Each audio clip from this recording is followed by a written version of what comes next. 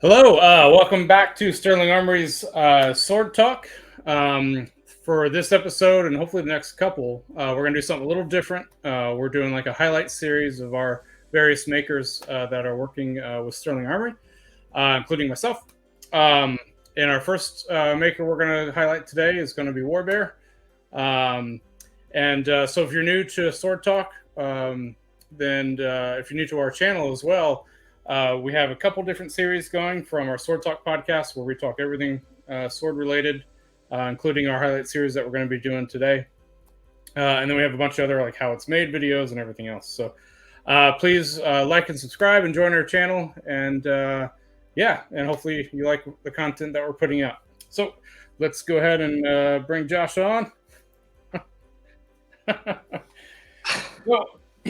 So Josh and I way back. Normally we do like a little intro here, but I wanted to give a little history. So I think a lot of you guys watching know us, but for those who don't know us, and if you're new here, I think so. We started working together, 2010?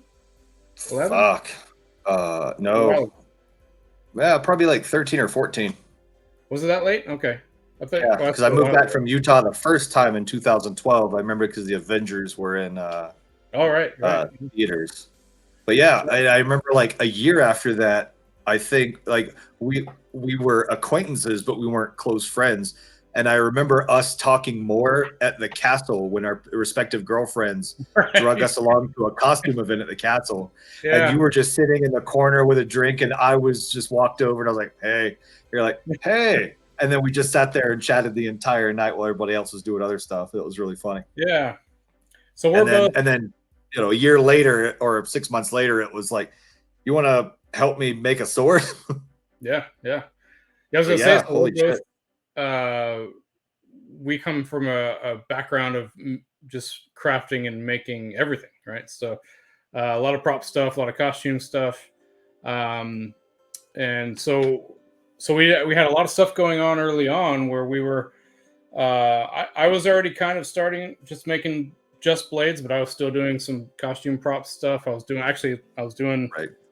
these guys back at that time. The cap shields, did a couple for Marvel. It was fun.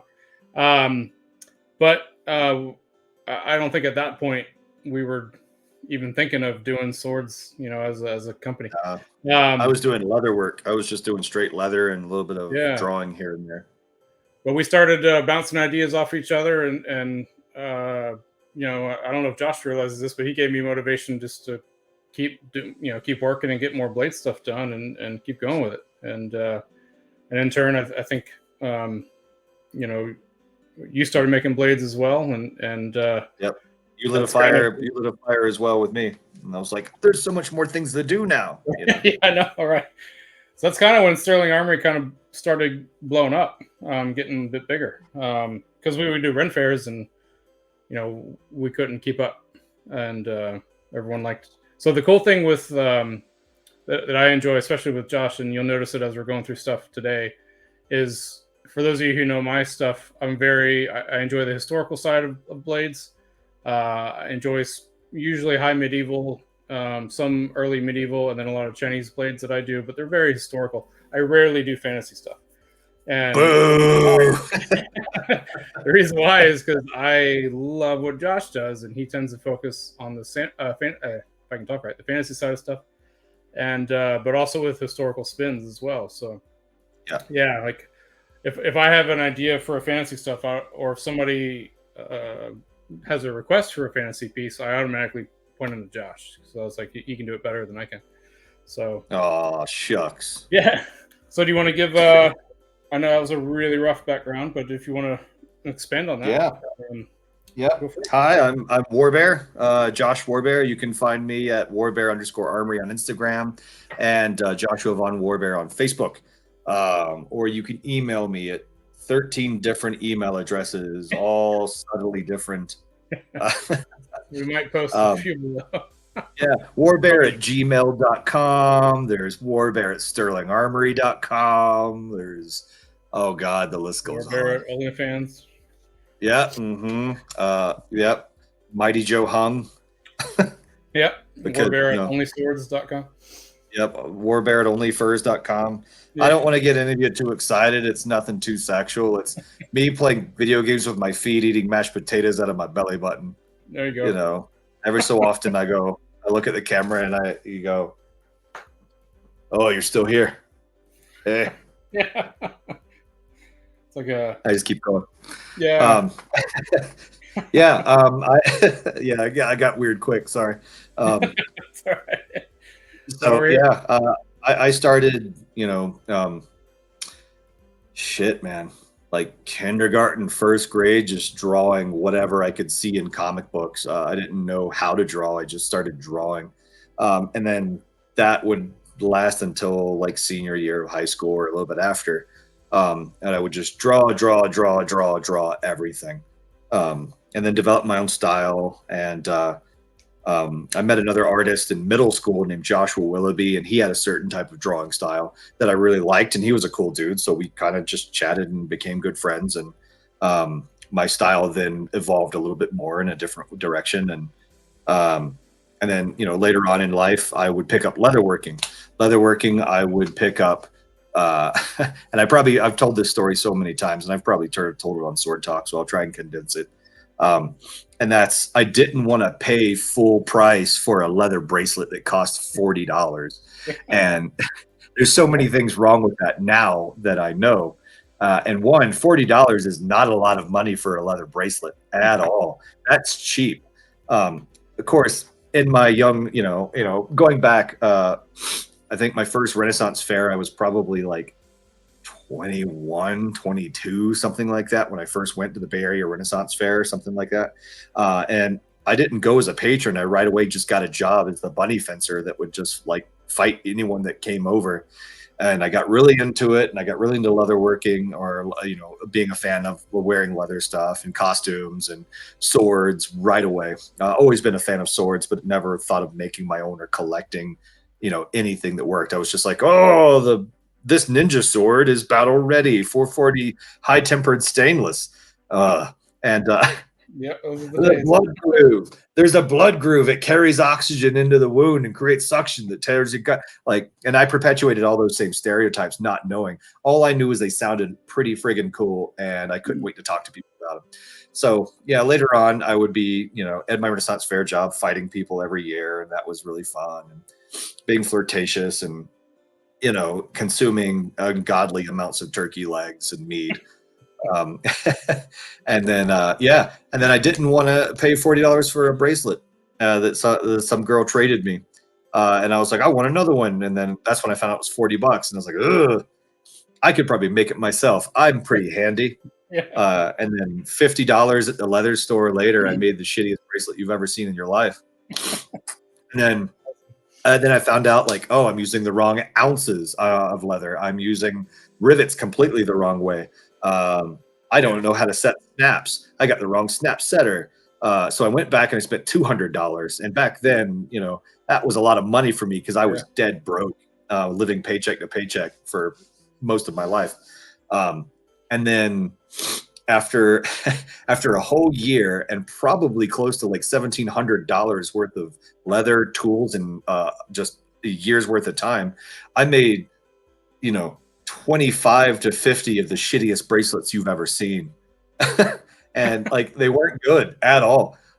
In fact, special shout out to the Indian brothers, Kevin, Nick, and Aaron, for just being really cool, awesome friends that would buy whatever I made. I don't, whether they thought it was cool or just they were like, he's adorable, we got to keep him going and make some cool stuff later. Because they bought everything that I made, whether it was good or not. They're like, oh, that's a sweet cape holder, I'll give you this for it. And I was like, cool. But yeah, and after another year or so, year and a half, I started making pretty decent stuff. And I was really stubborn, and I didn't have like a ton of people, because leather work, especially in Florida, is a trade craft secret. A lot of people are guard their secrets. Yeah. They don't really want to show you how they make it, because they don't want to train their own competition, which I totally get and I totally understand. Yeah. you know, and this was back before I had the internet, so YouTube wasn't readily available to me. I just kind of had to like figure everything out as I was going. And then later I would make a few friends that would like trade craft a little bit and go, this is kind of how I do it. I'm like, oh, cool. This is how I do it. And we trade up. And then after like, I don't know, 10 years worth of leatherworking, I would circle back around to, I was doing video game production design on this independent title out in Tampa. And I just lived in a warehouse with a bunch of other artists drawing stuff and doing leatherwork for films. Yeah, I was gonna say you went to school for graphic design, right? Yeah, graphic design. I dropped out of school for graphic design. Oh, you did? Okay. Yeah. I wasn't sure. I went for a year. Yeah. It was stupid. It was the economy tanked around 2007, something like that. Yeah, 2008. I lost my job, and then my roommate at the time, Chris Walton, mate, love him to death. He's an awesome friend, still is. He was like, yeah, man, just go to college. Just go to college and get student loans since you can't find a good job. Get student loans. That'll pay your rent, and you'll be getting a degree that you'll be able to pay that money back in no time with. And I was like, yeah, that sounds great. For like a month, out of my life, I was debt free. I didn't owe anyone nothing, and I had nothing like signed or whatever like that. And then I was like, cool, may as well. So I went to school, and during my community college, Valencia Community College, which is now Valencia Actual College, I did graphic design, Kenpo karate, and weightlifting. Awesome. That was Orlando, right? Yeah, Orlando. And Orlando Kissimmee, split back and forth between the two campuses. Nice. But yeah, that's hilarious. I was just a big, at that point, I think I was like 28, 26, I don't remember. Something like that. Either way, I was fast approaching 30, and I was a balding, bearded nerd that was taking karate, weightlifting, and graphic design. So, way to go. Yep, that happened. And then I moved from there to Tampa, and then worked for the video game thing, which didn't go anywhere. I think we had a Kickstarter that didn't go anywhere, and we were all like, well, that's it. And that was the point that I was buying parts of swords to try and figure out how to cobble them together to make my own sword. And then that's where, you know, I had reached out to you and was like, hey, man, you want to help me put this Viking sword together? Yeah, I was trying to remember what was like, like what actually brought us together, like at that point. It had to be that, right? I think it was that. Yeah. It was you at the same thing where we were at the castle. We were at the castle in Ybor. Yeah. You were like, yeah, if you ever want to, you know, make swords or anything, come on over. I actually was trying to get folks because I was making blades already. I didn't have like boosts or anything like that yet, I don't think. Yeah. But I was making enough blades for various people that I needed help. And yeah. I was hoping some other folks could, who were interested in making it, would want to step in. Yeah. And I was talking to like 2 other guys at the time from the Ren Fair, and they seemed interested, but never showed up. So, so I was like, yeah, if you want to show up, please, it'd be nice to have somebody actually show up. And you did. And then just went from there. And I stuck around. That's the thing I find is like even these days you find someone that wants to help, which is awesome. Hi, sorry, you're on camera. Oh, says hi. People want to find a way to help, but the thing I found and that was interesting about sword making in general right away was, especially with leatherworker, it's not something that is an immediate payoff. It's not something that gives you that immediate gratification. It's something you have to spend time under the hood to figure it out to where you get to a point, much like I did with leatherworking. And you know, there's a large percentage of people out there that they want to make a sword, but they don't want to put in a year's worth of work to figure out how to make a good sword. Granted, there's people out there that do, which is awesome. But yeah, there's a lot of people who are like, I'd love to show up and help. And then you do, and they're like, I got burned a lot and it's sweaty and there's metal hitting me. I'm done. This sucks. Yeah, it takes a lot of grind something, you know? Yeah, man. I was like, hey, I've got all these components to a sword. I was on like a shitty like Harbor Freight central machinery sander that kept bogging down, trying to thin the tang out. Like, oh, this has got to fit in this. Oh, I don't know how to do any of this.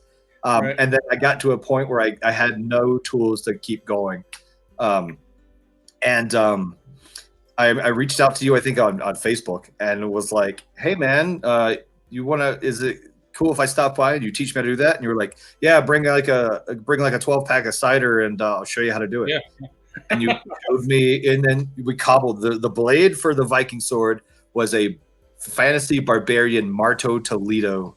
I vaguely remember it. Yeah. Yeah, and then I ordered the cross guard and the pommel, which was a Oslo bronze from Dark Sword Armory, way back in the I do day. remember that. Yeah. Yep. But they didn't send me bronze; they just sent me like whatever steel or whatever. And I remember being a little sad that it was not bronze. I liked it though. It was still yeah. You thought it was awesome, and I was like, I'll just spray paint you gold later. But I made that. We made that sword. We put that together. You showed me how to like hollow out the tang, or how to thin down the tang, how to slot it, and how to slot the pommel, and then a cold peen, and I was just enamored, man. I was obsessed to the point where, just like you say, I was at your house probably 3 to 4 days a week for like 5-6 hours, just working in the back of your shop, ruining my way through your tools and material. Trying to figure out how to do it. Yeah, no, I mean it's the best way to learn, right? Yeah, absolutely. But and at that time you were already well past like pro levels in leather work, right? I mean, I remember you seeing your leather stuff and being like, "Holy crap!" Like, yeah. And I think I want to say I can't remember if I had my first booth. Oh, I did have one booth. I'm sorry, I did have one booth myself earlier. Right. Well, that was at Fort Myers or Sarasota. I'm trying to remember. That was John Levick Pirate Days. You had that. Oh, yeah, I did the Tampa Pirate Show before it closed.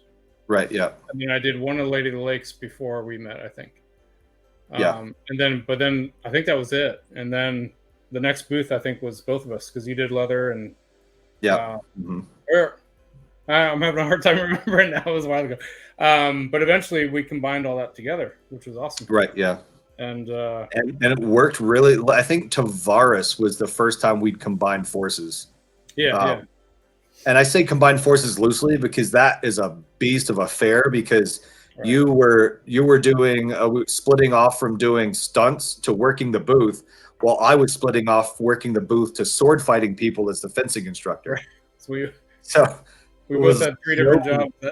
Yeah, no rest for us. I was dog tired at the end of every day we worked. But I loved it, and people loved our stuff, and that felt really good. Yeah. I was kind of sad when that one kind of started going downhill, but for our group, but right, the show's still going, but it overlaps other shows we do now that are better. So yeah, I know it's segued to, it's not properly segued and just offshoot territory, but I don't know why they do that. They're like all these fairs and all these conventions have to be overlapped now, and we have to make them, all the vendors and the patrons, choose what fair to do. It's like, no, man, space them out so we can all go and have fun. Like that would make too much sense. That would make too much sense. Oh well, what are you gonna do? Smarter people than me are in charge. So we do have, and hopefully we'll be able to do this for each of our makers. But we have a bunch of images of some pieces that Josh has made. So I want to pull those up. Make sure I do it right here. Just a walk down memory lane, and it's funny because you can see how bare my sword rack is. That used to be. I was gonna say it's looking pretty bare. Cool. All of the swords are either gone. Even the ones on my back are mostly sold. Oh, here we go. Yeah, is that Sword Talk banner in the way? I don't think so. I think it's fine. Okay. So first thing, I love the new sign. Yeah. That's new this year, right? Yep. I went to Hobby Lobby determined to make a new sign, and I bought just like the raised lettering and just a framed painting, and then I just cut out some poplar bars and then painted all the stuff, and then I painted the bear and I painted the back of the painting so it was like shadowy spotlight red, and then I built the base for it. Love it. Oh, you know what I realized I didn't do? We didn't talk about drinks. Oh, Hold on yeah. one sec before we keep going, because I'm about to pour another. So yeah, so I got it from. So I talked about this in our episode when I was in Edinburgh, and I finally got the bottle in. So thanks to Hannah for bringing it over from Edinburgh. And so it's Stag's Breath liqueur, made in Scotland. If you can get it here, good luck, and let me know if you can. So Yeah. it's fantastic. So I'm gonna try to figure out how to get more of this in, but I'll be drinking this until it's gone on our sword talks, and it's kind of saved Yep. for sword talks. So, Nice. and then you have one of the meads from our. I have Buckland Mead. This puppy, it was purchased in a liquor store in Vegas. That's all I know about it. It was the only mead we could find. I was trying to grab all. Yeah. Of it. Uh-huh. And somehow it made its way back to us. Like I think everyone was sick this past Combat Con. Most people were just sick. I was sick, and then you got sick right away. Yeah, no. See, more mead would help, right? It did help. Yeah, I was like, Yeah. oh, meat's not so bad. There's honey in it. That's an antioxidant, right? Or Yeah. antibiotic rather. It's got antibiotic properties. So I think, I mean, that's what I tell myself.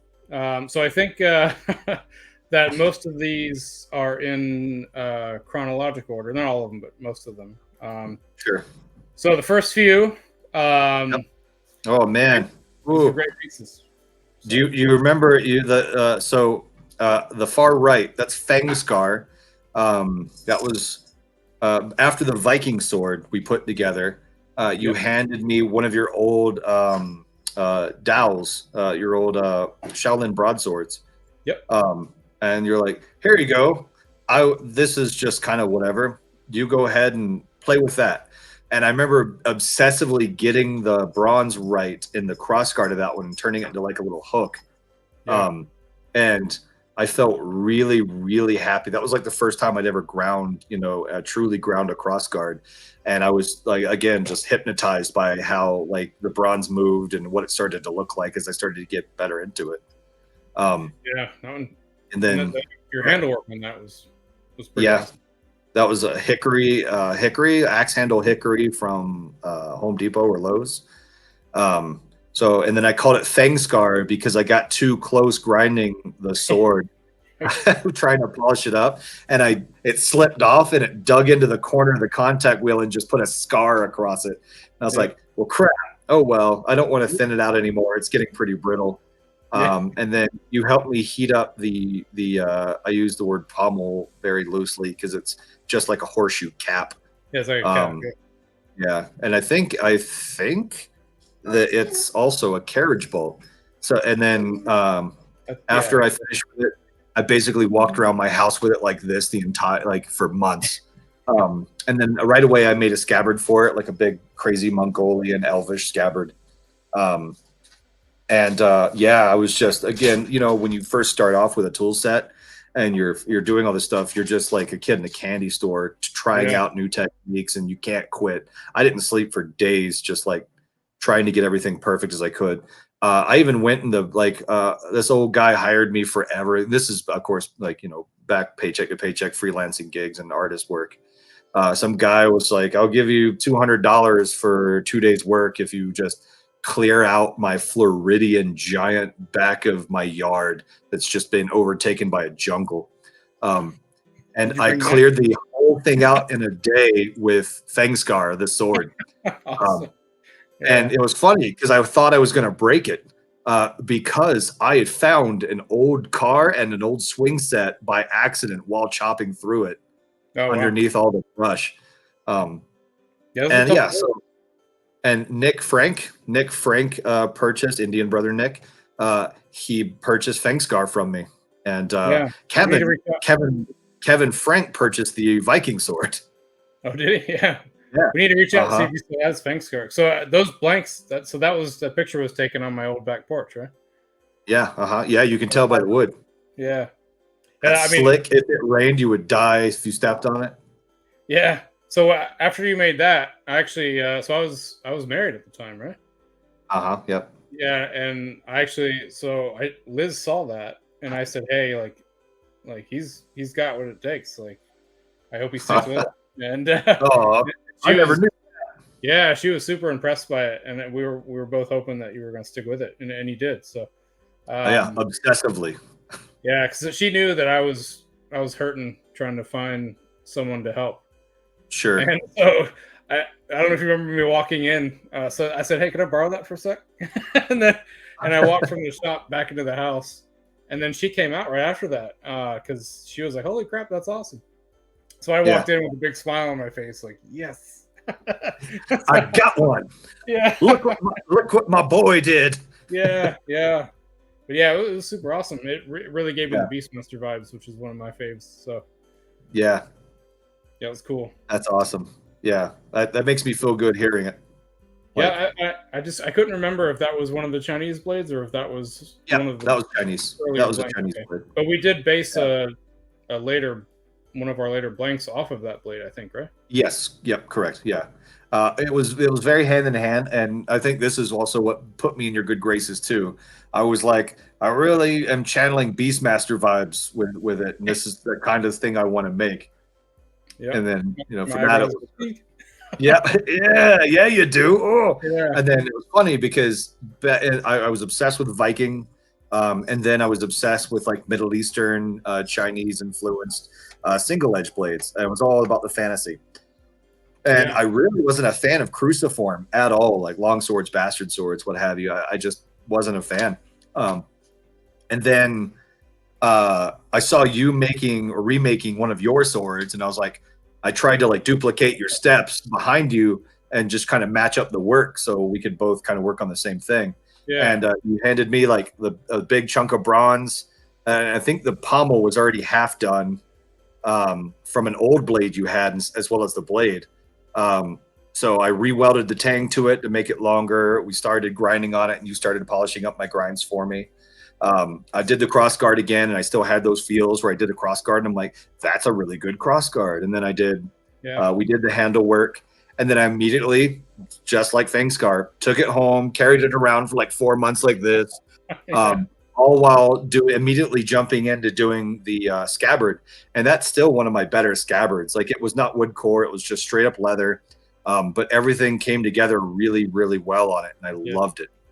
And then later on, the dagger, the companion dagger, I actually made probably like 8 years later, while I lived here in when I moved to Utah. Wow. You don't have that one anymore, though, right? No. Yeah. So that was this one of our sword that you almost sold your sword at Gainesville. And then I was like, just sell your sword, man. You can make another one. And then some guy walked in and was like, how much is that sword? And I was like, it's not for sale. I put it under the cover. That's actually one of our good stories. I like that one. Yeah. I would like, I got good enough at the craft where I was like, I'm going to take a look under the hood of this sword because it was one of the first ones and see what's wrong. What could I do better? And I popped the nut off of it and then hammered the pommel off to look at it. And yeah, the weld had given up, so it was almost on its way out the door, falling apart. Like, which like it become unseamed, like it delaminated where the weld was, because I would just go apeshit chopping stuff with it. It didn't matter what it was, and it would go right through it. But yeah, the pommel I think was like a little tweaked, and I was like, oh, and that's why I took it apart. Because the laminate had given up and it was bending the tang. So I hammered it off. I hammered that off. I trimmed it down and then made another pommel. And I used the same cross guard and just polished it up a little bit. And it became an arming sword, just like a little bit longer of an arming sword. And I had ground so much of that tang while it was like a 1/4-inch base for the sword. The tang was like the thin part of 3/16. It was tiny. And I remember you had always told me, like, you probably want to stop grinding. And I was like, it's almost done. And it's like, it's been done for a while. It's too much. So I eventually, it's funny, everything you would tell me, like in the shop, eventually would make sense, a decade later when I would do it on my own and go, oh, that's what he was talking about. Okay, that makes sense. Okay. But yeah. Because I think you got into the long swords because of the Lord of the Rings Shadows game, of Mordor. Yeah, yeah, Shadows of Mordor, Lord of the Rings. that's based on one of those, right? Or is that was kind of like your take on one there? That was my inspiration. I was like, I should. Talion has a long sword. I want a long sword now. So I made a long sword and a broken dagger. The broken dagger sold, I think, to Nick Navandi in Gainesville, like following a month. That dagger sold here in Utah at the Ogden Renaissance Fair. And then the long sword that I turned into an arming sword that still was beautiful and had a great weight, and I almost wish I didn't sell it, sold to an Instagram influencer, and I forgot their information. At Hammerfest, the Forged in Fire convention they throw, or the small they throw in Kanab, Utah. Yeah, that was one of our. So for a while, I was able to get 6150 sheet, and then do my laser cuts or my hand cuts on 6150, and that was in one of the last batches of that. I still get it occasionally, but that was the last big batch of 6150s. So most of the stuff we do now is 5160. I do prefer the 6150 actually. It's very subtly, it grinds a little bit easier. Sure, but it's roughly the same stuff. So yeah. Alrighty, let's jump to the next one. So those were two. I saw those and I was like, "Oh, blast from the past." Yeah, it's good seeing them. I'm going to ask Nick the next time I come down to Florida. I'm like, "Hey, Nick, you still got my old sword? I want to see it." Yeah, but it's great to see the style. I mean, your style's already there right from the beginning. Yeah, right. Oh man, I miss it. I'm gonna text them. So here's some. This was our first year of Combat Con, right? So 2019. Yeah, right. 2018. No, this is the second year of Combat Con. Oh, second year. Okay. Yeah, this is the second year. Yeah. First year, all I had was Hanways. Hanways that I'd made. Oh, okay. Or that I hilted rather. Yeah, and after like first Combat Con, I really wanted to get into it more, and I was working at Evermore at the time, and that was when I was like, "Hey, man, I still don't have time to grind my own blades. How much would you charge me per blade to just grind out how many ever? I'll throw money at you so you can buy as much steel as you want to do your projects, and just grind me a few blades out of it." And I specifically wanted two-handed French falchions. Because man, you made you made one, and Errand, I think it's Errand. He's in Italy, I believe. Man, that dude's badass. I love his work. He did one forever ago that looked so goddamn good. And it was always just saved in a folder on my desktop for inspiration. Right. Is that the blue handled one? It was either blue or green. But yes, if you type in two-handed French falchion, that's what pops up. Yeah, I know exactly what you're talking about. So I did. Yeah, I didn't know he did that one. I've been following him for years, and then I googled it just the other day for shits and giggles again, and I was like, "Oh, he made that one. All right, that's cool." Our friend Tony said, "Hey, can you make one of these?" and sent me that picture. So I was like, "Yeah." So I made Tony one. He has one similar to that, but it's a little bit different. So I didn't want to copy it. Tony Torres. Yep. Love that guy, man. Yeah. He's also been one of my benefactors. Yeah. Every time I post something, he's like, "I must have that." Yeah, you got it, man. Great job. Yeah. Yep. I'm in the middle of making him a sheath for two of the daggers he just purchased. Yeah, awesome. But yeah, for these, you had made 3 French falchion blades for me. And then that bottom one is a Hanway longsword that I think this was one of the first ones that I tried to get lazy, and I don't want to change out the collets in my mill. So I did a 1/2-inch pommel recess and then dished out the rest of it. Oh, I see. Yeah, it was tiny. It looks so weird, that tiny. And then I did it, as is usually my style, an extreme wasted diamond ground grip, and then a thumb recess, for the cross guard. But yeah, the French falchions, both of those have sold. Matthew James Pope bought the top one, and then someone bought this at the second Combat Con that it debuted at, and then someone bought the bottom one this past Combat Con. Yeah, that bottom one was one of my favorites. Actually, I like all those. Every one of those that we did as a collab. They all came out great. Yeah. Even the of my one of my favorites is the Elven. The Elven. Yeah, that's coming up. Yeah. So let's jump to. So again, that's a great example. Again, the bronze work and the leather work. So Yeah. Josh loves the browns and the bronzes, and I'm so the good. exact opposite of me. So Yeah. Yeah. occasionally I do bronze work. Occasionally, so that latest Type 10 I did was a bronze, but that was a request. If it wasn't requested, I would have done steel. I've noticed that with since day one, a lot of your work, you've loved the steel furniture, and then the black, the blue, the red, and the green leather work. Yeah. Oh yeah, these guys. My take on like Aragorn bracers. Yeah, these are pretty awesome. So, yeah, I did. Yeah, we have a bunch of leatherwork stuff in here too, because that's something that I don't do. So I used to do it, but nowhere near as good as you do it. So. Oh sure, it's all time under the hood, man. Mm-hmm. But yeah, these were I'm trying to think if these weren't for. I did a TV show forever ago, and I built these for an Archer character, or I built a similar pair, one being shorter, one being longer, and this was almost like a reproduction, where I was like, that was a cool idea. Let's keep going with that. And then I cut the fingers off one of my leather deerskin gloves and wore that. And I'm like, oh, that's so good. But the problem with everything, I try and make is eventually it just ends up on a table, and then someone comes out and buys it, regardless of whether I want to keep it or not. Right. And I'm so easygoing. I'm like, yeah, you can buy it, whatever. I'll just make some more later. But this particular set. The top portion where you've got the underlayer with the straps, the top layer, the placard over the top of it.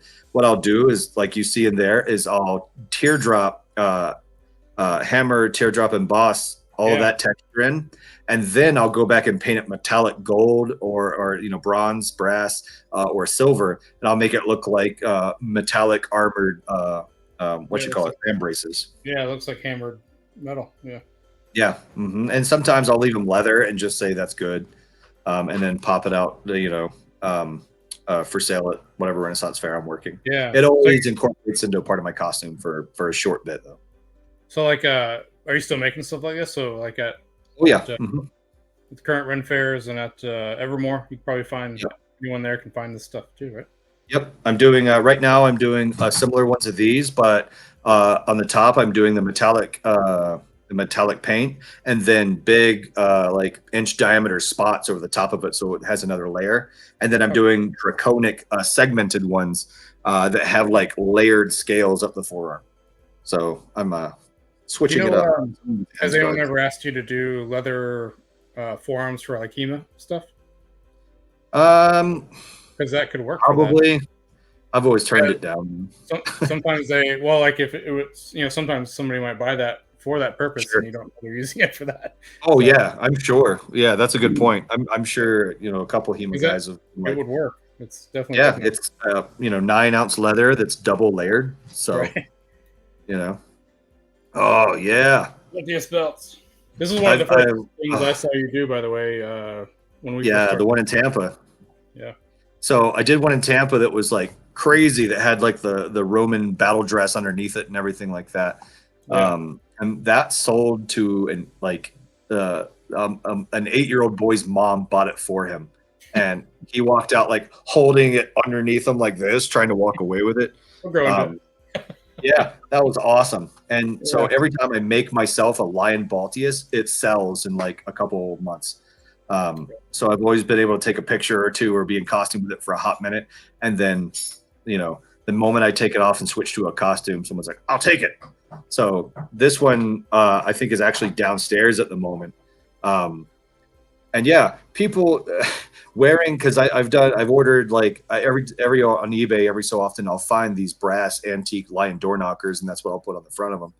And I can't count, man, how many drunk men and women in Florida have knocked on that while I've been wearing it, like or try to tie something to it.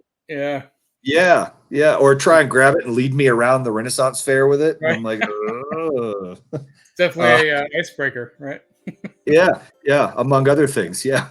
Like, but yeah, I love making them Ren fairs, right. I started making these Baltius belts because I was watching Spartacus when it came out, and they had those really cool Baltius belts and the giant pauldrons. I forget what they're called, with like those segmented arm shields. Yeah. And they were pretty rad. And I just kind of fell in love with making like stomach armor. Um, Plus, I'm a voluptopotamus lady, and I don't like working out or trying to lose a belly. So I'll put on armor that hides my fat roll. Huh? Yeah, we used to work out when you were here. Yeah, man, we were in good shape back then. We Yeah. did, and then and then I started having like just all sorts of other time issues and work issues. So Yeah, man. That was I ran into a picture of myself back then, and I actually had decent muscle groups. Like when we went to Anytime, U Time Fitness, you fit. UFit, yeah, you went to UFit Down and in then Portiana. yeah, And we went like every day, an hour a day for like a year or 6 months yeah, or something. it was good. Yeah, that was I when could- you did squats and it exploded your shorts. Yeah, I did. That was funny. I totally forgot about that. But yeah, That was hilarious. we're just like, well, oh well, that's that. Luckily, I had Are boxers. those are those Captain America boxers? Good time. Oh, that was hilarious. Oh, this guy's This is pretty this recent, guy's right? cool. Yeah. And no longer with us. It got sold this past weekend. Oh, did it? Okay. So the Yep, whole I'm package? Yeah. yep, There's a whole lot of package. stuff going on there. Okay. Yeah. So I would do like a cuirass, like a front and back piece, and I try and do it size to where like it comes out 6 inches or in 6 inches and just folds in on itself. And it's just basically a tank top with what you call it, straps on the sides.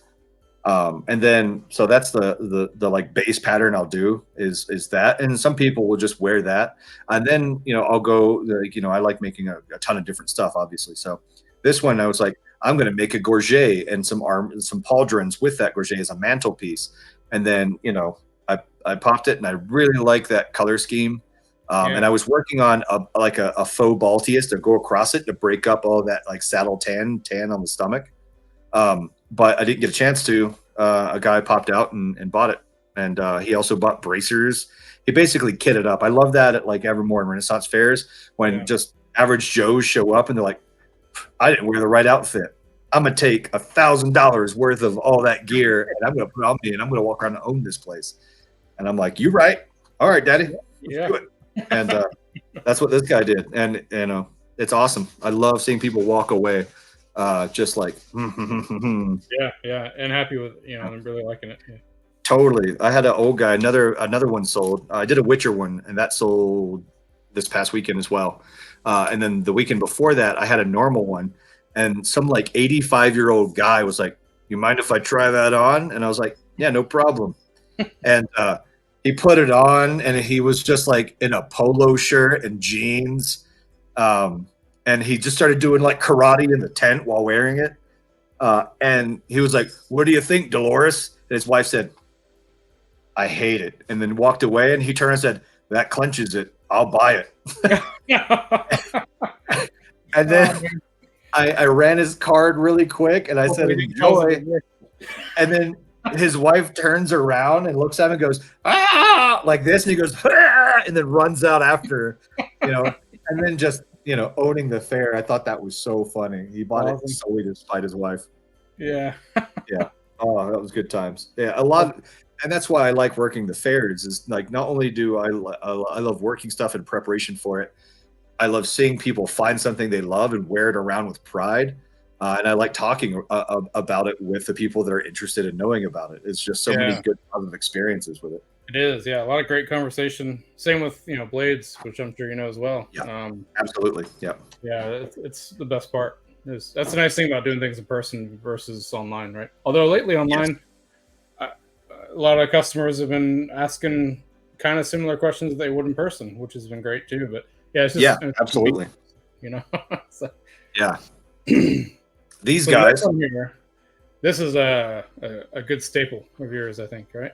Yes, this is like one of my most important, or I say important, popular, my most popular designs that I've done, and they're like my Warbear patented phone case wallets. I usually used to use distressed pigskin, and then Tendy Leather stopped using that or stopped carrying it, so now I use Kodiak. leather, oil tan leather, which is a mite higher in price, but they still look great. And I try and squeeze enough of them out to where like that doesn't matter. So Diana, oh man, Diana B. The Last name used to be Showinski, and now I don't remember what her name is. bully, right? Nope. Davoli's the artist. Diana is the artist. Oh, Diana from Trash Fairy's Den. She was another. She does archaic, very primitive leather design. And at the time, like I didn't do any stitching, and I avoided it like the plague. So that means everything I did was riveted. She basically showed me a technique that was like, this is kind of how I do my pouches. I just like a Christmas present. I fold them up and then rivet the edges, and that seams them. And I was like, oh, that's really cool. Oh, I have to try that. So what you call it? I basically applied her method she taught me to what I wanted, which was a phone case. And I think the first one I made was for the Gainesville Hogtown Renaissance Fair, my wizard outfit. And I wanted a way to keep my phone on me and all my payment information for Mead, as well as my ID also for Mead, but also aesthetic.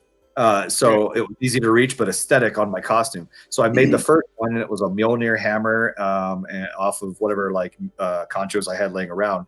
And it took me, I was a little dumb to the process. So it seriously took me about a day and a half to finally lock down a good pattern out of like construction paper that would A, fit the phone, B, carry the cards, and add everything else to it. It was like, I'd try and wrap it and then figure out another problem and then figure that problem out. Another problem would arise. But either way, I finally came out with something I liked. And I wore that phone case to Gainesville Fair, and everyone lost their goddamn minds. Yeah.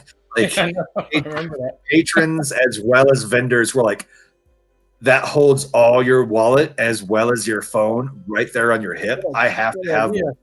Yeah. And they're like, can I buy that? And I was like, no.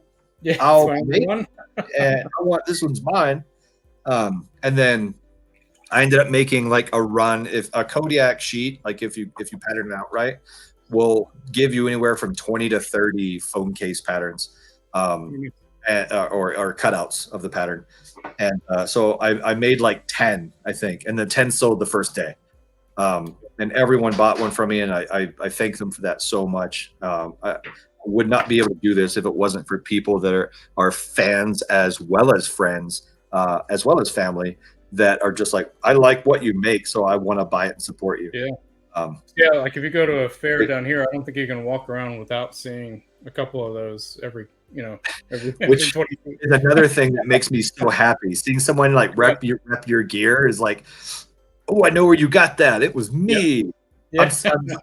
I've got people coming back like a decade later going like, I still have mine, and it still is like top of the line, works so well. I mean, they're made well. So yeah. And they last for forever. The only thing like my brain hurts with is my conchos, because all the conchos, basically they're not all bronze. They're usually pewter or some kind of soft, easily castable metal, and then they like do a quick paint over the top of them or plating over the top of them. Mine I've had for like on my pocket since day one.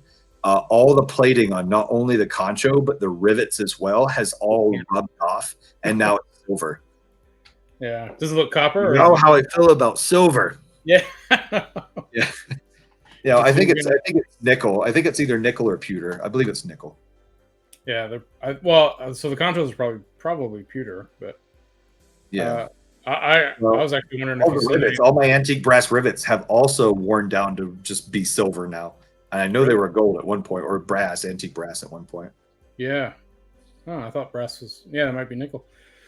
I was actually wondering. Have you ever had any of those conchos break on you? Because I'd be worried about that. But I've had a lot of good luck. The only conchos I've had breaking have been when I'm an idiot and I hit them with a hammer way too hard when setting the rivets in the back of them. I've done that many times. Yeah. Back when we were doing for a while, when the BBC Musketeers came out, and we were doing all those pauldrons for the Musketeers. Yeah. I don't know how many conchos I broke. So I did that, and then the the what you call it, the hanger for the rapiers. I was doing a lot of those conchos on that. I kept breaking. The fleur de lis. The fleur-de-lis and the lion. Yeah, I remember that. Pretty sure I broke more than I actually used. Eventually, I found out you have to set them not using like a granite backing. You have to set it on top of a rubber mat and then set them like that, very, very daintily, so it bends the metal but doesn't snap. But sometimes the way they're cast, there's imperfections in the castings and they'll snap. Yeah. But you know, I've had a lot of good luck with those. Yeah, I think I ended up doing mine like on a soft sand just to let the whole thing go. Oh. Yeah. Good times. Yeah, yeah. These guys, yeah, these are relatively new, design wise. Yeah, I have a little sketch pad that I while I'm like watching TV or whatever, I'll draw a straight line and then an intersecting line, and then I'll make calculations and go, you know, this is this from here to here is dimension. This is this. Here's the design I'm kind of thinking of, and then you know I'll make them out of wood, and then go that feels good, onto the steel stage, and then I'll cut them out of steel. The two top ones up there, I call the blade type the witch's kiss, where they're very like thin profiled and then flared out. And I do the witch's kiss in not only this style, which is the scales for the grips and pin method, which I think look really good and they're really popular sellers. I don't have any left because they sell out so fast. But I also do them in the hidden tang method, where there's like the poplar and the cross, like you would a normal sword, almost like a rondel or what have you. Okay. And then like there's the myself. You like the what? I like the scale one myself too. Yeah, yeah. It fits in the hand really well too. I did like 3 different sizes of them. I did like a very large one, which I only did 2 of, and that one sold. I did a medium one, which is the top right one, and then a smaller one, which is the left. They've all sold, but I think the medium is the one I really wanted to stay with because it just felt better in the hand. And then the rest of them are just like, you know, single edge sax kind of deal, or not really a sax. It's more of almost like a parrying tanto dagger, a Templar dagger tanto, kind of like that. I'll just get on the grinder and just start chopping away steel, and I'll go, that looks okay.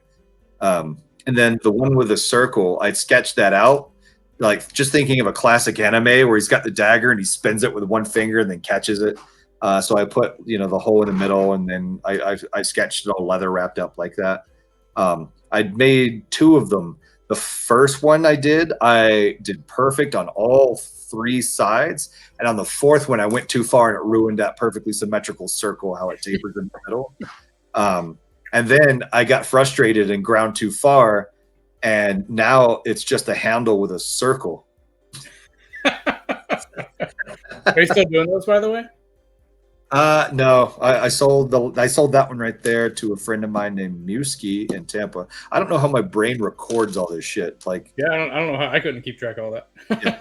That one sold to this person for this price in this region of the United States at this fair. That's probably sun was shining. It was slightly raining. Yeah. That's one of my favorite ones on here, though, and I don't know why, but it reminds me of a Rohan dagger, and I don't know why it does. Oh, sure. Yeah. I think you can easily turn that into a Rohan dagger. Now that you've said that, I might get some more cut out and then start, you know, those are finicky, again, just because, like, in my sketch, it's that, just like I've got there, it's that perfect circle that tapers sharply into the high point, the ridge line of the blade. And it's hard to get that the first try, or if you get it, you know, if you get 3 or 2 of them and one fucks up, then you have to match it to the one that you filed down with it. And then it's a pain in the ass, and you're like, why did I do that? I hate my life. Lots of practice. Yeah. That's it. Knowing when to stop. It's the same thing, measure twice, cut once, right? You grind away slow and methodically, because you can always take away. You can't add metal back without making it look like welded up boogers everywhere. Yeah. Oh, there she is. Yeah. That's the 3rd French falchion blade, right? The third French falchion. Man, that's a pretty double right there. Yeah. I wish we had, I think we do have a better picture of the hilt, but I think I could only put one in there. But that's all right. You still have that, right? Or did it sell?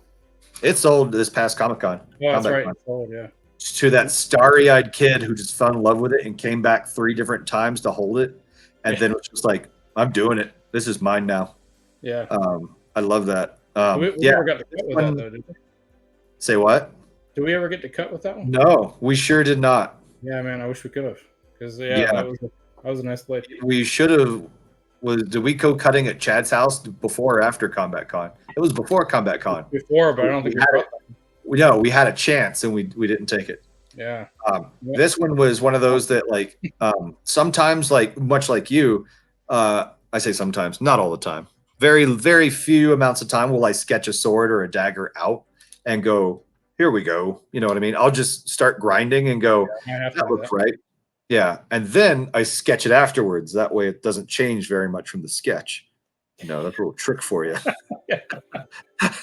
So this one I really wanted to do like an elvish greatsword.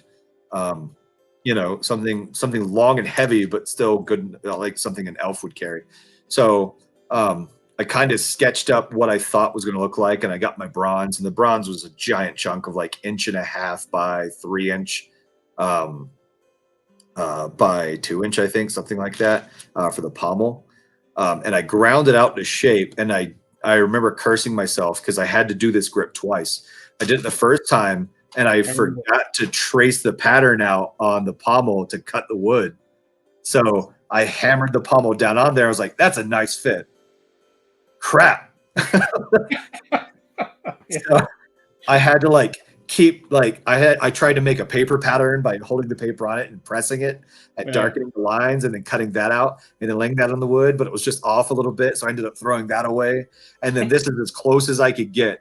And it got close enough that I was like, I'm happy with that. And that's not going anywhere. So yeah, I did a very, very weird, like one-sided grip, but like bellies out. So it's almost like, you know, a backwards angle. It's weird holding it, but it's actually really comfortable. Yeah, I would say it's really comfortable to hold. Yeah, the pommel was, you know, very, very akin to, you know, Tolkien lore, where it's like the big, like, you know, crazy lined. It's got like 4 different facets on each side. So I had to remember that going in. I was like grinding all this way, grinding all that way, switch to this way, switch to this way. Okay, now a little bit more off of this way. All right, a little bit more off of that way. Yep, don't forget. Now it's too hot. I have to wait. Yep. And I have to duplicate everything. But it came out really nice. It did, and then the cross guard, I wanted almost like a shamshear, a very scimitar-esque, where it's a cross but very short, very minimalist. And I did the bow tie grinds on that one as well with, you know, it doesn't need the thumb indent, but I put a small one in there. Just because it looked really pretty. And then of course those like grinds we like to do. So yeah, I was really happy with this. So happy, in fact, I put it on my wall. It was on my wall in my prized possession wall stand for a while. Until we and being like, oh, yeah. Oh man, I love that. And the green, when I first did the green came out really light, and I did like 3 coats to try and get it darker. And it still came out like, there's a picture of it on Facebook that's just bright green in the sun. And I'm like, oh man. And I put like, you know, a little bit more coats on it. And then it darkened to like forest green. And I was like, that's too dark. And then after like a day and a half, I just forgot about it and was just like hung it up. And I came out, and it came out a really, really good balance of green that I was like, oh, seeing that with the bronze, it's very almost like low-key colors. You know what I mean? Where it's got, you know, the green and the gold. Do you remember which green that was? It was whatever one you bought when you were here, the spray. Okay. Yeah. Yeah, because I have to do a lot of coats on that for it to look right. Yes. Yeah. I found that out. But yeah, it all came together. It all came together really nicely. And now it's in a proud new owner's home, and he loves it. Yeah. Time for the next one. Yeah, I'm thinking about instituting a buyback policy where I'm like, if you get tired of owning the sword that I sent you, maybe, you know, for just a small deduction, I'll purchase it back from you so I can have it again. Right. I've already done that. Yeah, same. The fashion I brought to Combat Con that. Oh, sure. Why am I? the guy who runs Real Swords and Medieval Fashion on Facebook. Matthew Cross, right? Yep. I think that's, so yeah, he had one of my Gothic. I don't know if you can see it, but that one right there. Oop, Oh, yep. that one. But he bought that, and it was a Type 15, and I know he's a big cutter, and I was like, I don't know if a Type 15 is going to be what you like, because you like cutting, and Right. Type 15s don't really cut that well, but he liked it, but he's like, yeah, I'd rather have like a falchion, and I was like, awesome, I'll buy it back. So Nice. So I basically made him a falchion and switched it out for that guy, and he's been cutting with that falchion on videos. He also has that Elmsley falchion that's awesome as well. So yeah, he's a great cutter. Yeah, I'm happy with I say my product, but our product basically, where I haven't had more than like 2 people try and return something. And it's never been because of fault of the blade. It's just usually been because like I shouldn't have spent that money and now I feel dumb. Sorry. Right. Or a different preference. Like you buy something, you're like, well, I kind of want something a little different. Which is totally fine. I won't. And I love our stuff so much where I have no problem usually trying to buy it back or trying to work with someone, which I do every time. Right. You know what I mean? They have a problem. It's like, and that's usually been what it was. There might have been one thing where it's like, this came loose. And I'm like, no problem. Bring it by the shop. I'll tighten it up, or I'll give you a new replacement. No problem. Yep. But yeah, and I think that speaks a lot about our stuff, where not a lot of people want to get rid of it. They want to keep it, and I like that a lot. Yeah, there's only been so that one again. I was actually actively trying to find that blade, so because when I sold it at it was probably our second Combat Con, I think, when I sold it, and I was like, man, I really wish I wouldn't have sold that thing. Right. And then I knew the person who originally bought it. Well, I didn't know. I found out because somebody reached out to me and said, hey, did you know that blade's for sale? And they were asking me about it because they wanted to buy it. And I was like, whoa, hold on. Like, I might buy it. I was like, don't buy it because I want to buy it. You don't want that old thing. Oh, it's got stress fractures everywhere. I heard, weirdo. And I was, and that's why I was like, I don't know if you're gonna like it because it's not a cutting blade. I mean, it cuts. Yeah. It's not a great cutter because it's a Type 15. And I think he used it for 1 or 2 videos. So then I was happy to get it back. So yeah. And then the latest. So this is our last slide. I think. This is today. This is a shot from today, in the foul year of our Lord, October the 4th. I think it is. I don't know. It's the 5th now on my end, at least. Oh yeah. Oh sure. Yeah.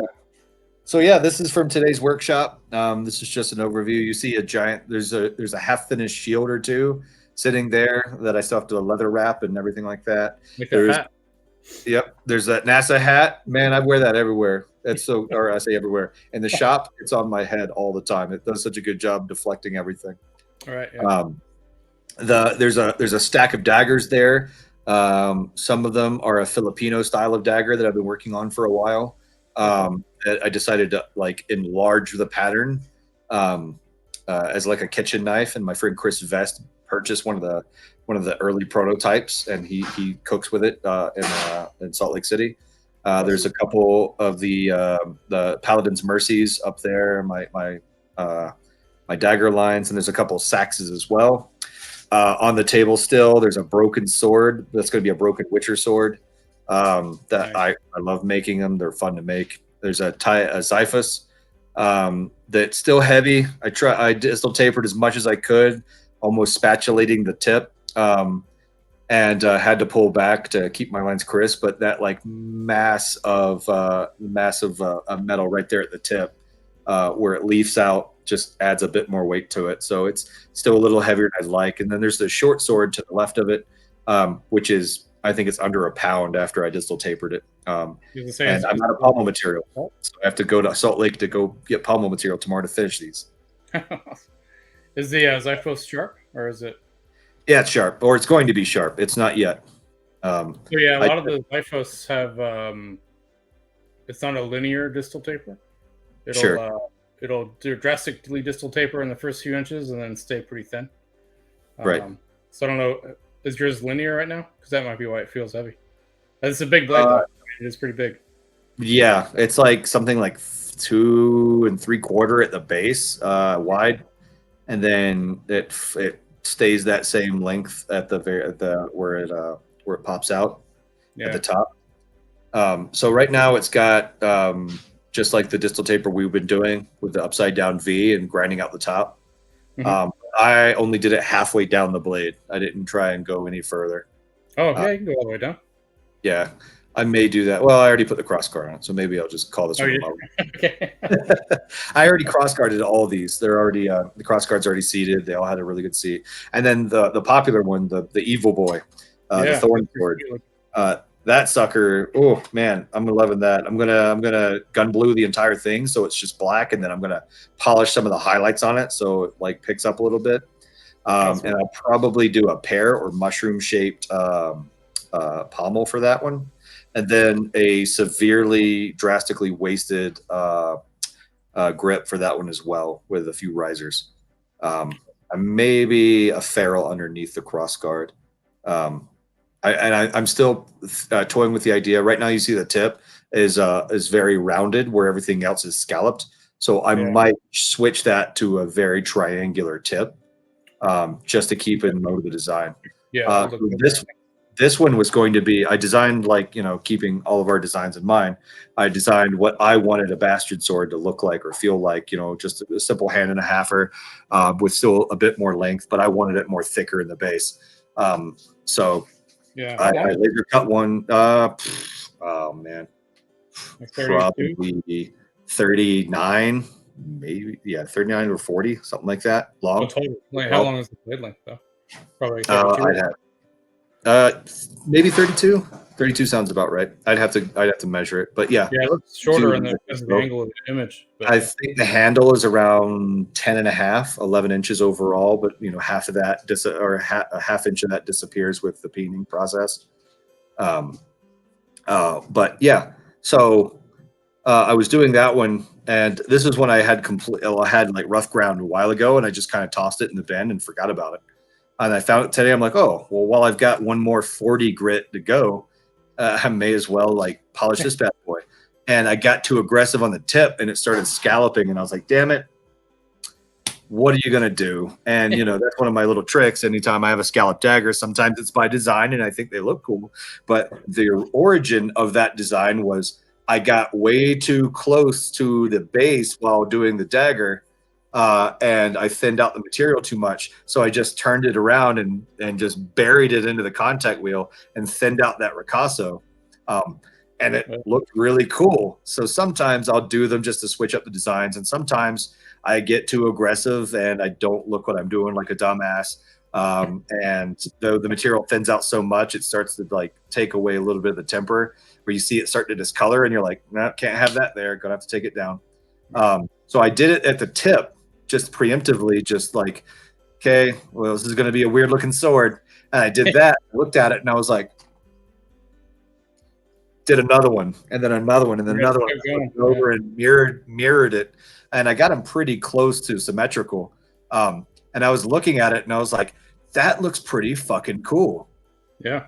Sometimes they look cool when they're not symmetrical too. Yeah. I like the flamberge edges as well, or the crisp blades. Those look really cool. Yeah. These are symmetrical, and it almost looks like a spinal column, or something like that. Reminds me of something from Willow. Remember those blades in Willow? Yeah. You remember what's his face, General Kurg or whatever his name was? Yeah. The guy with a big brow. He had was it him or was it Sorsha that had the serrated edge blade? Sorsha had the single edged sword that had the saw across the back of it. Okay. Yeah. I'm remembering that, I think. I hope they have those in the new show, by the way. I know, right? I'm excited for that. But yeah, so this is and there's a couple more over there on the there's a couple elven daggers and a couple regular daggers just on that stool right there to the right. And then there's a wooden elf blade on the left, and then there's a rapier, a basket hilt rapier that I'm doing for a friend of mine. He just wants a cross because he wants to turn it into an S-stock rapier just by switching out the cross. So I told him I could do that for him. Sweet. Yeah, that's a walk down memory lane. Yeah, yeah. War Bear. Well, awesome. So yeah, hopefully this has been a good highlight of Warbear and his designs and his Yeah. sword and his leather and Stick around for part 2 where we do the Q&A, the live Q&A, where you get to ask me anything you want, and I'm yeah, I was thinking about obliged to answer it.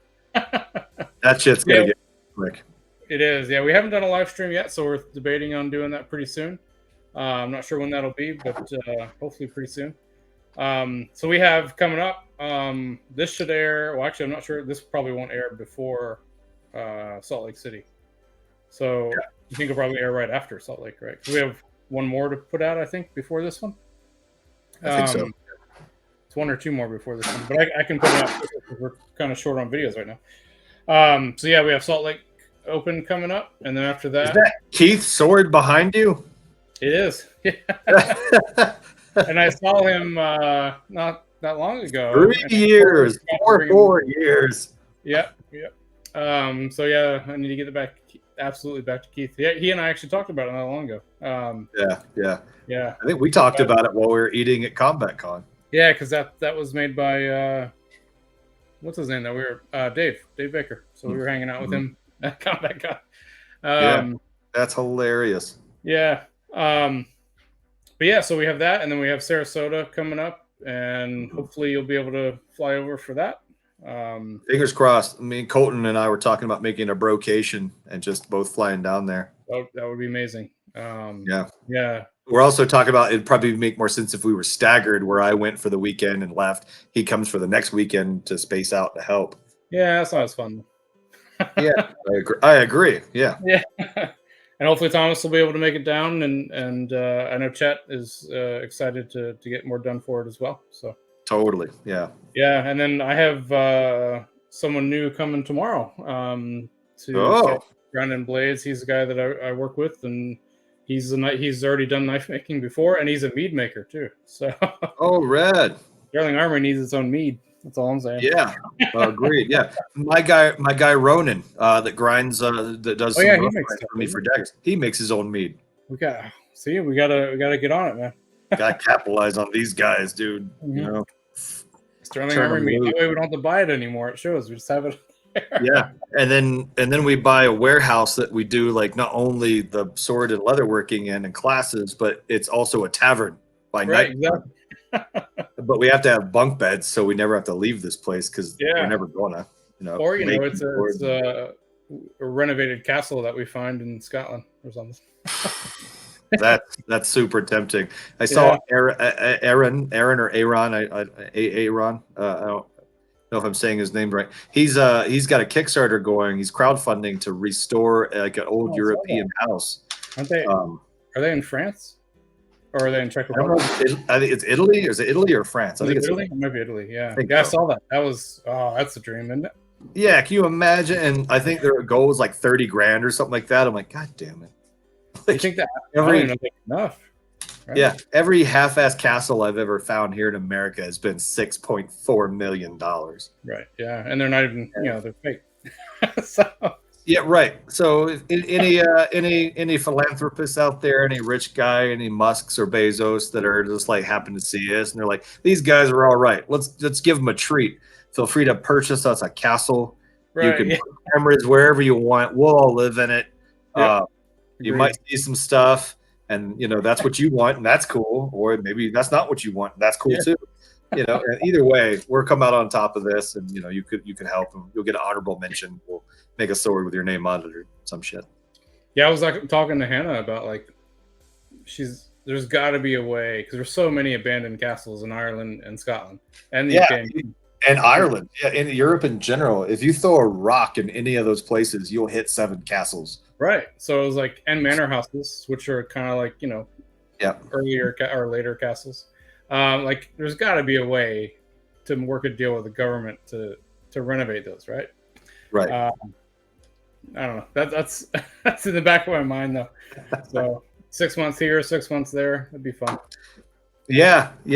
I would love that. I think that would be super awesome. Yeah, I would too. Alrighty, well, thanks guys for joining us. We're a little over an hour, or just about hour 15 in. Thanks for if you've been with us the whole time. Thanks for chatting in, and any questions for Josh or any comments, pile them below, or have all the contact info below for all of us. And yeah, Josh, you want to give a quick outro? Yeah, I'm Warbear as always, and you can find me at Warbear_Armory on Instagram, or Joshua Von Warbear on Facebook, or email me at any of the weird emails that sounded weird, but they're probably all right. Yep. Yeah, or text me. You can find my phone number. It's out there. You can also message him via Sterling Armory as well. Oh yeah, Sterling Armory. You just make sure you start. You subtitle with "Attention Warbear" or "This is for Warbear." Usually we'll pass it along. Sometimes we'll answer as if we are Josh. It's true. Yeah. Like, okay, that's $20. which gets hilarious. I'm sure it's like, attention, Chris. What typology do you think this sword is? Attention, Warbear. What do you think the mating habits of the North American werewolf consist of during the month of June and September? Like, valid question. That's fair, and I'll answer it. I don't care. There you go. Yeah. Awesome. Thanks again, guys, and we will catch you on the next one. All right. Later, guys. Peace out.